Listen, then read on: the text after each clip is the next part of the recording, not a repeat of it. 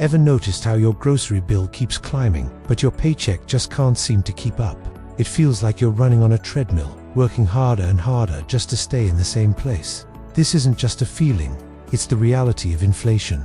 But what if I told you this isn't an accident? What if inflation is, in many ways, designed to make the average person poorer? Let's break it down. At its simplest, inflation means your money buys less than it used to. That $100 bill in your wallet might look the same, but its actual purchasing power has shrunk. A little bit of inflation, say around 2%, is often considered healthy for an economy. It encourages people to spend and invest rather than hoard cash, which keeps the economic engine running. But when inflation gets out of control, it becomes a serious problem for most of us. So, who's behind this? The main player is often the central bank, like the Federal Reserve in the United States. One of their primary tools is controlling the money supply. When they want to stimulate the economy, especially during a downturn, they can print more money and lower interest rates. This makes it cheaper to borrow money, encouraging businesses to expand and people to spend. Sounds good, right? Well, there's a catch. When you increase the supply of anything, its value tends to go down. Think about it. If diamonds were as common as rocks, they wouldn't be so valuable. The same principle applies to money. Pumping more money into the system devalues every single dollar already in circulation. This is the very definition of inflation, and here's where it gets interesting and why it affects you so directly. Who gets this new money first? It's not you or me. The newly created money goes to the government, large banks, and major corporations. They get to spend this money at its current value, before it is circulated enough to cause widespread price increases. This is known as the Cantillon effect. By the time that new money trickles down to the average person in the form of wages or other payments, prices for everything from gas to food have already gone up. So, the early recipients of the new money benefit, while those who get it last, like wage earners and retirees, see their purchasing power eroded. It's essentially a hidden tax. Instead of the government directly raising taxes, which is politically unpopular, inflation allows them to finance their spending by devaluing the money you hold. It's a stealthy way to transfer wealth from the general population to the state and those closest to the money printer. Every time you see prices rise, remember that a portion of your savings is being silently siphoned away. Now, let's talk about savers versus debtors.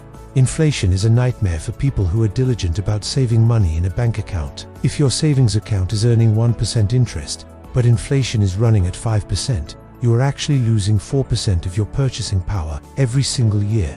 Your money is literally melting away.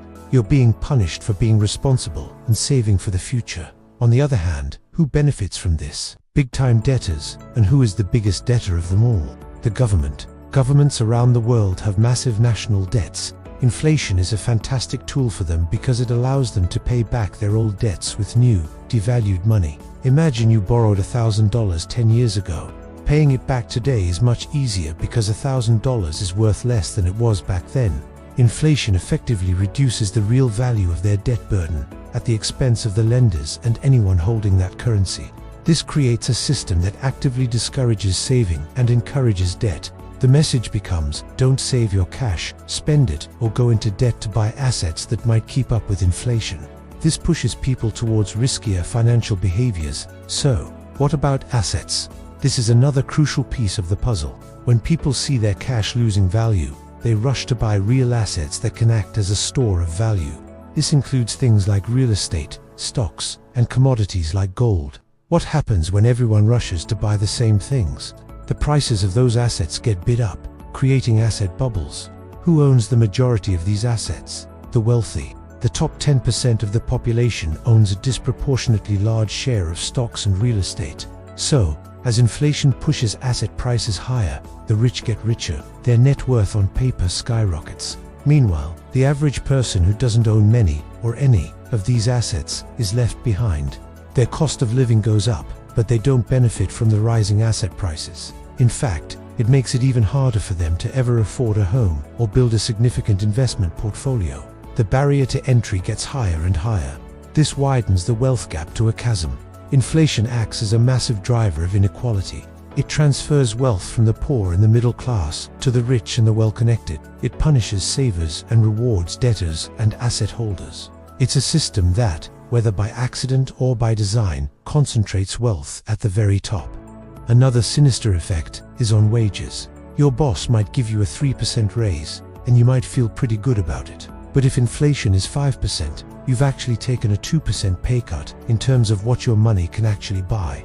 This is called wage stickiness. Prices can adjust upwards very quickly, but wages tend to lag behind. Employers are slow to increase pay to match the rising cost of living. This means for long periods, workers are getting poorer in real terms, even if their nominal paycheck is going up. It's a frustrating cycle that leaves many feeling like they can never get ahead.